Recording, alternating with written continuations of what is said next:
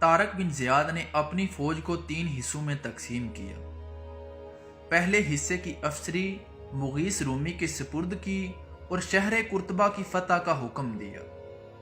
دوسرے حصے پر امیر زید بن کیسری کو مقرر کر کے شہر ملکون کی طرف روانہ کیا، اور تیسرے حصے کی کمان خود کی اور شہر جیان اور اندلس کے پایہ تخت تلیتلا کو فتح کرتے ہوئے شمال کی طرف روانہ ہوئے۔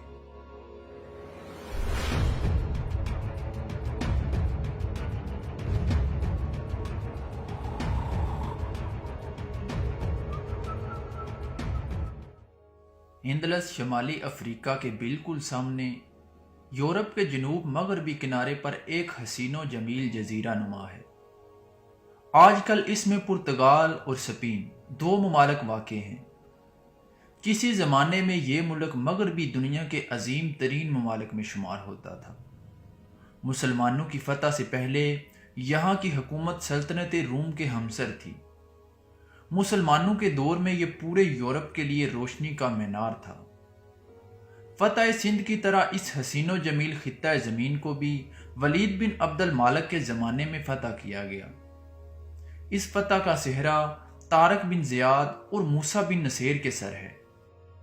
اسلامی حملوں سے چند سال پہلے اسپین پر وٹیزا کی حکومت تھی، جو یہودیوں کا خیر خواہ، غریبوں کا معاون اور شرافت کا حامی تھا۔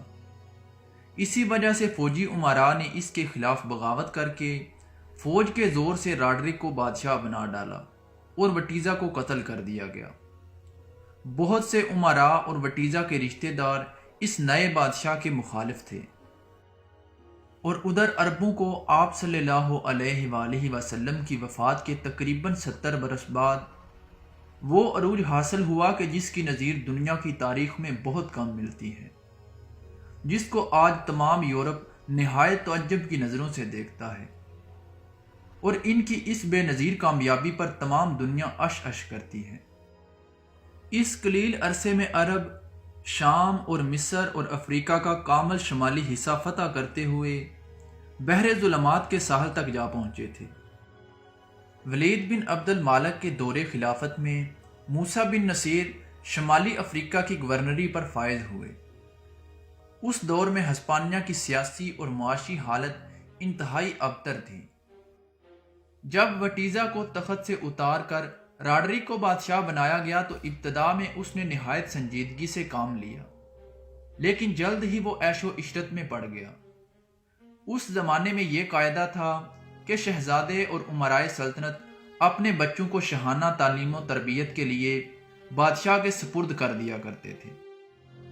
انہی معززین میں کاؤنٹ جولین گورنر سوتا نے اپنی لڑکی فلورینڈا کو تلیتلا حسب دستور تعلیم کے لیے بھیجا۔ اس لڑکی کے حسن و جمال پر بادشاہ ایسا عاشق ہوا کہ اس کی عصمت دری کر دی۔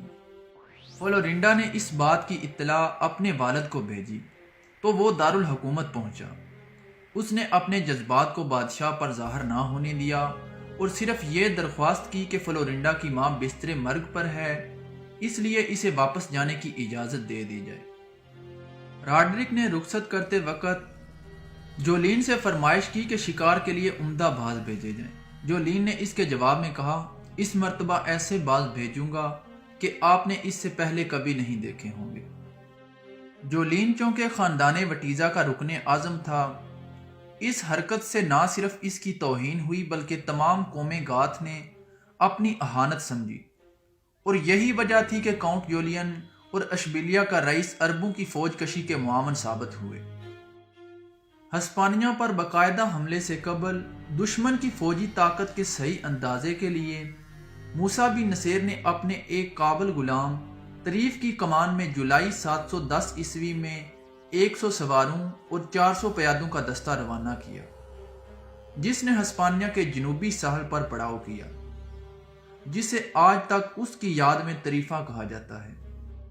موسیٰ بن نصیر نے اگلے ہی سال 711 عیسوی بمطابق 92 ہجری میں معروف بربر جرنیل طارق بن زیاد کو 7000 فوج کے ساتھ ہسپانیہ پر لشکر کشی کے لیے روانہ کیا۔ افریقہ اور یورپ کے درمیان واقع 13 کلومیٹر چوڑائی پر مشتمل ابنائے کو عبور کرنے کے بعد اسلامی لشکر نے ہسپانیہ کے ساحل پر جبل طارق کے مقام پر پڑاؤ کیا۔ واضح رہے کہ جبرالٹر اس علاقے کے عربی نام جبل طارق کی بگڑی ہوئی شکل ہے۔ اسپین کی سرزمین پر اترنے کے بعد طارق بن زیاد نے تمام کشتیوں کو جلانے کا حکم دے دیا۔ یہ گویا اس بات کا اعلان تھا کہ اب مرنا اور جینا اسی سرزمین پر ہے اور واپس بھاگنے کی کوئی گنجائش نہیں ہے۔ طارق بن زیاد کا پہلا مقابلہ تھیوڈمیر والی مرسیا کے ساتھ ہوا۔ تھیوڈمیر راڈرک کا تجربہ کار جرنیل تھا، لیکن وہ شکست کھا کر اس بری طرح سے بدحوث ہوا کہ اس نے بادشاہ کے پاس پہنچ کر اطلاع دی کہ ہمارے ملک پر ایسے لوگوں نے حملہ کیا ہے جن کا نہ وطن معلوم ہے نہ اصلیت، کہ کہاں سے آئے ہیں، زمین سے نکلے ہیں یا آسمان سے اترے ہیں۔ راڈرک نے اس اطلاع پر شمالی اسپین کی جنگوں کو ملتوی کر دیا اور فوراً دارالحکومت پہنچا اور ہر طرف قاصد دوڑا دیے۔ جاگیرداروں اور امراء کو فوجیں لے کر پہنچنے کا حکم دے دیا۔ پادریوں نے مذہبی جنگ کا آغاز کیا اور 1,00,000 لشکر اکٹھا ہو گیا۔ جب طارق بن زیاد کو ان سب تیاریوں کا علم ہوا تو آپ نے موسیٰ بن نصیر کے پاس قاصد بھیجا اور موسیٰ بن نصیر نے مزید 5,000 فوج بھیج دی۔ اس طرح سے 1,00,000 کے اندلسی لشکر کے مقابلے میں 12,000 مجاہدین کی ایک جماعت تیار ہو گئی۔ دونوں فوجیں آمنے سامنے ہوئیں تو ایک عجیب منظر تھا۔ ایک طرف 1,00,000 ٹڈی دل جو ہر طرح کے اسلحے سے لیس تھا اور دوسری طرف صرف 12,000 انسان جو اپنے وطن سے دور کمک و رصد سے مایوس تھے اور جن کے پاس دشمن کے مقابلے اسلحہ بھی بہت کم تھا۔ طارق بن زیاد نے اپنے ساتھیوں کے چہروں پر اس صورتحال کا رد عمل دیکھا تو آپ نے ان سے خطاب کیا۔ بلا آخر طبلِ جنگ بجا اور فوجیں آمنے سامنے ہوئیں۔ 1 ہفتہ تک صبح سے شام تک جنگ ہوتی رہی اور شام کو دونوں لشکر ایک دوسرے سے الگ ہو جاتے۔ اسلامی لشکر بہت بہادری سے لڑ رہا تھا، لیکن اپنے سے 8 گنا بڑا لشکر جسے تمام سہولتیں حاصل تھیں شکست دینا آسان نہیں تھا۔ 8ویں روز طارق بن زیاد نے بھرپور حملہ کیا۔ سابق بادشاہ وٹیزا کے رشتہ دار راڈرک کا ساتھ چھوڑ چکے تھے۔ راڈرک کی فوج کا دایاں اور بایاں بازو انہی کی کمان میں تھا۔ قلب کی وہ خود کمان کر رہا تھا۔ طارق بن زیاد نے پورے زور کے ساتھ قلب پر حملہ کر دیا اور ارب و بربر اس بہادری سے لڑے کہ مسیحی لشکر بھاگ کھڑا ہوا۔ خود راڈرک بھی میدان جنگ سے بھاگ نکلا اور کہا جاتا ہے کہ دریا عبور کرتے ہوئے وہ لہروں کی نظر ہو گیا۔ اندلس کی مرکزی حکومت کی شکست کے بعد طارق بن زیاد نے اپنی فتح کی خوشخبری موسیٰ بن نصیر کو بھیج دی۔ فتح کی بشارت ملتے ہی موسیٰ بن نصیر اندلس روانہ ہو گئے۔ اس کے بعد طارق بن زیاد نے اپنی فوج کو 3 حصوں میں تقسیم کیا۔ پہلے حصے کی افسری مغیث رومی کے سپرد کی اور شہر قرطبہ کی فتح کا حکم دیا۔ دوسرے حصے پر امیر زید بن کیسری کو مقرر کر کے شہر ملکون کی طرف روانہ کیا اور تیسرے حصے کی کمان خود کی اور شہر جیان اور اندلس کے پایہ تخت تلیتلا کو فتح کرتے ہوئے شمال کی طرف روانہ ہوئے۔